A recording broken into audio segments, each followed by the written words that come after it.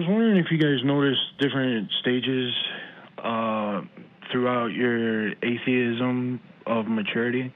Yes. Because I've been an atheist about 4 or 5 years now, and I noticed when I was first an atheist, I would just battle everybody and talk shit to everybody that was a believer, because my story is real close to Mr. Dillahunty's, where I was in the church, I was becoming a preacher, I went to college for systematic theology, and I was heavily involved. And the more I studied and the more I saw the behind-the-scenes things of the church, the more agnostic I became, to where I was just flat-out an atheist by the time that was over with.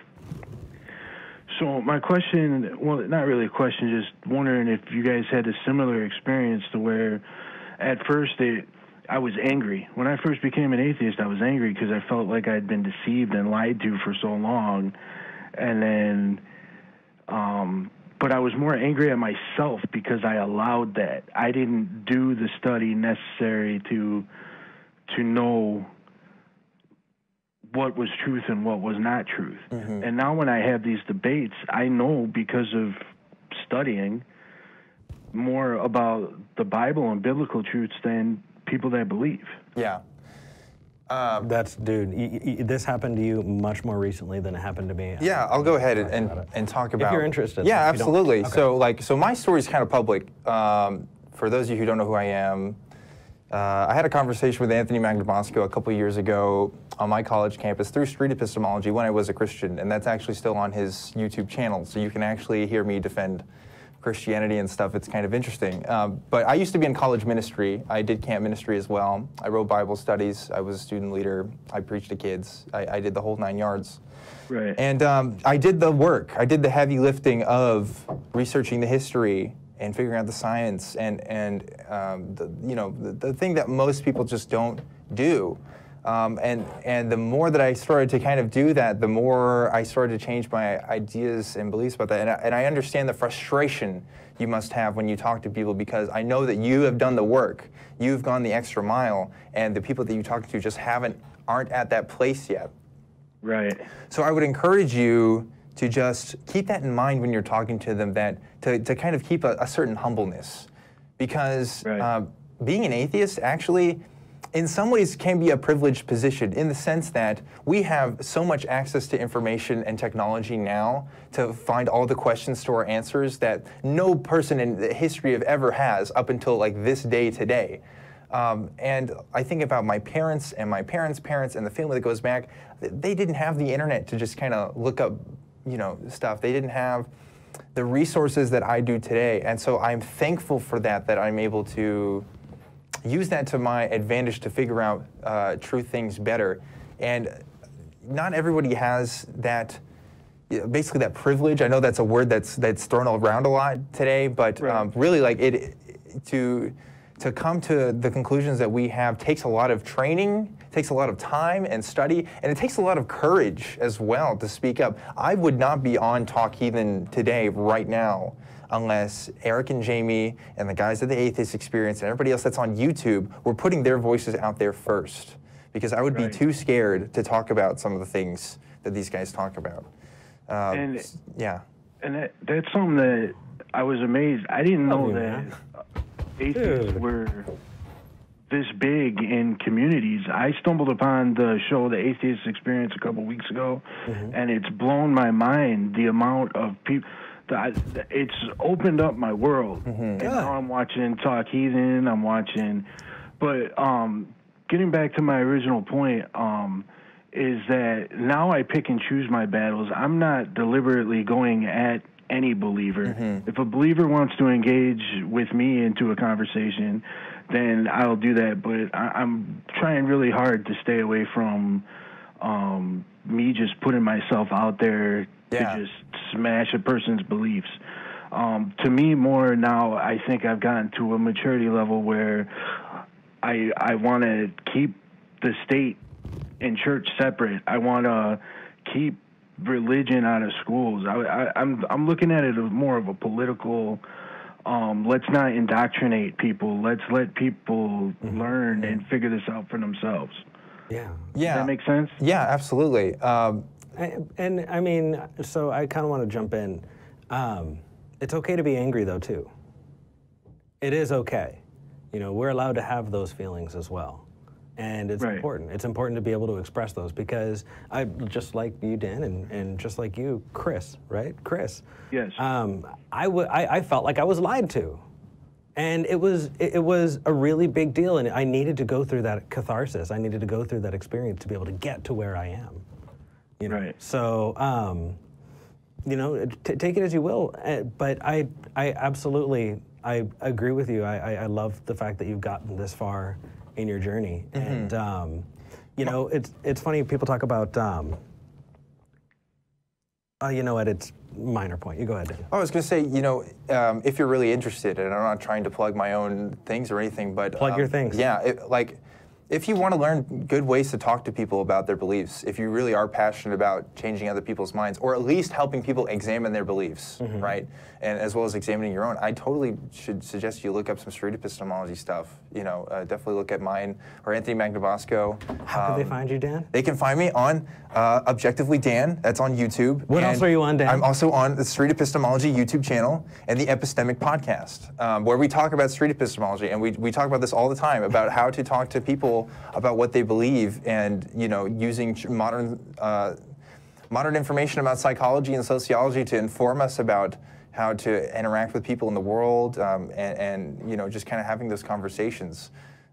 Because at some point, even if you want to be the kind of person that says, look, I want people to believe what they believe and just kind of be on my own, people are going to ask you about what you believe. Like, absolutely. We live in a world where beliefs matter, and not only do they just matter, they inform us about all of our actions.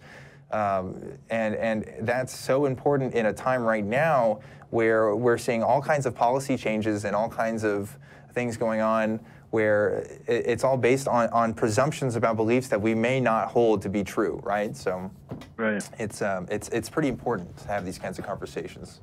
Agreed. Right. Agreed. I'm actually seeing a couple of YouTubers, other YouTubers in this chat. I see Genetically Modified Skeptic in here. My boy. How's it going, Drew? I see Kendall in here. We do have a really amazing community, and if you haven't checked them out, check them out. I saw, like I said, Steve McRae, just really awesome people. And I gotta give a shout out. Do it. I gotta give a shout out to Telltale Atheist and Genetically Modified Skeptic.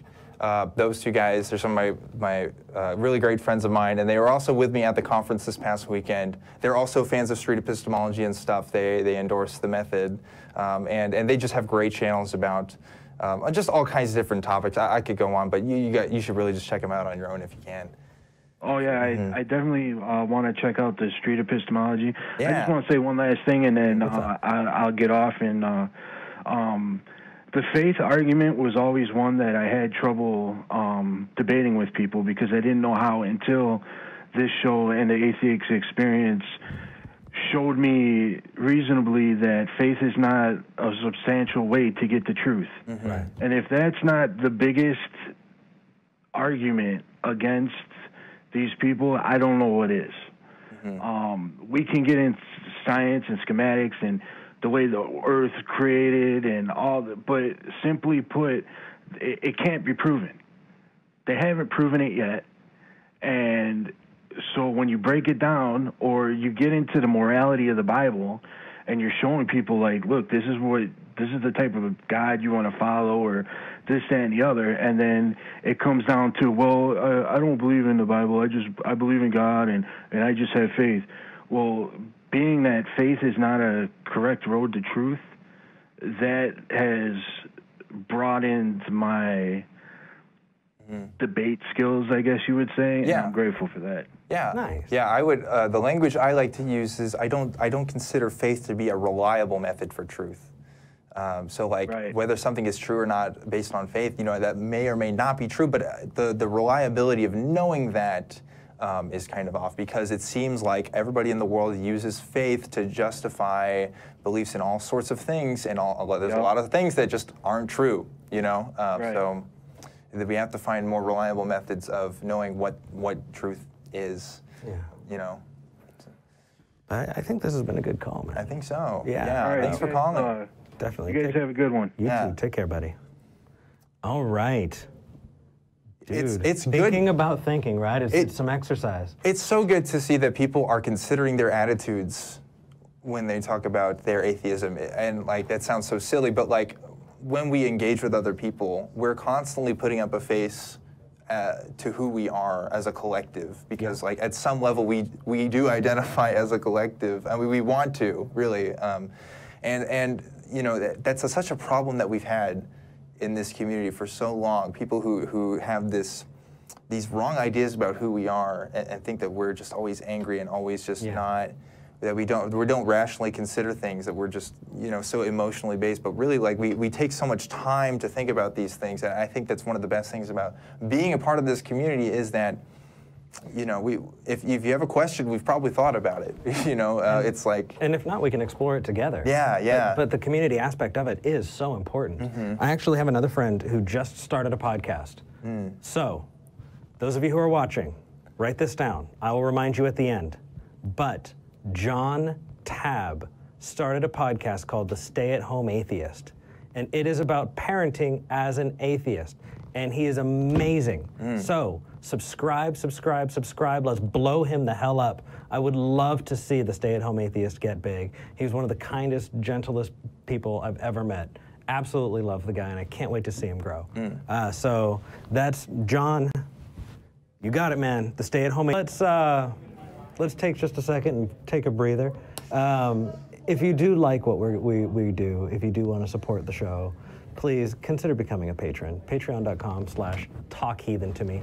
At $1 an episode, you can help us, well, keep the studio going. The ACAZ 501c3 nonprofit is your donations that keep us on track. For $2, you can get an ad-free version of the podcast. For $3, a patron-only YouTube feed ad-free. I know, right? That's cool. And other really awesome stuff further up the line.